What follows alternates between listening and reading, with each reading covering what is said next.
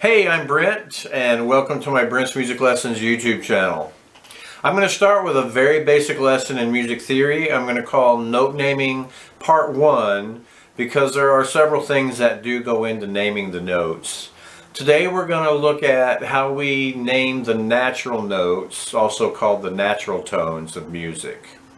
I'm big on foundations. You'll probably hear me say that word more than once, because I believe you can only build a house as large and strong as the foundation you build to set it on. So we name the natural notes or tones of music by using the first 7 letters of the alphabet, A through G. And we call that the musical alphabet.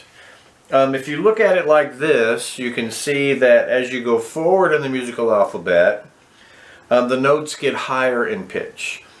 A, B, C, D, E, F, G. Now notice after G, it starts over with A again. A, B, C, D, E, F, G, etc. And it keeps going. Now this A and this A, they're both A's, but this A is what we call an octave higher than this one. There are multiple octaves in music. The piano has just over 7 octaves of pitches on it. Also notice, if you're going in reverse order in the musical alphabet, the notes will be getting lower in pitch. Let's go through it a few times backwards. G, F, E, D, C, B, A, and then continuing lower, G, F, E, D, C, B, A, G, F, E, D, etc. And it just keeps going. Now most of us won't have any trouble learning it forwards, right? A, B, C, D, E, F, G, A, B, C, D, E, F, G, A, B, C, etc. The only thing to be aware of there is to always remember after G, it starts over with A again. But learning it backwards initially can be trickier because most of us did not learn the alphabet backwards.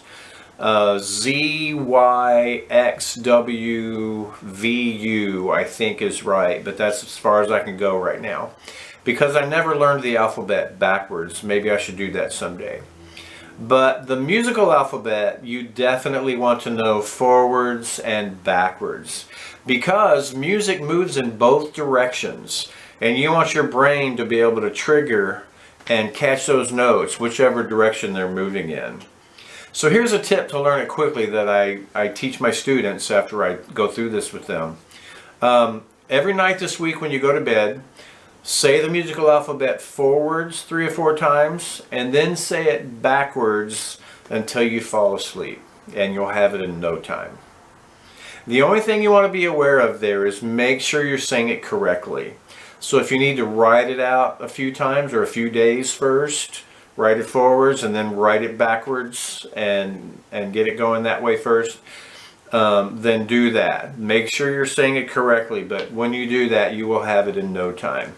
And your musical life will get easier. That's all I have for now. If you have any questions, thoughts, or comments, please post them below, and I'll see you next time.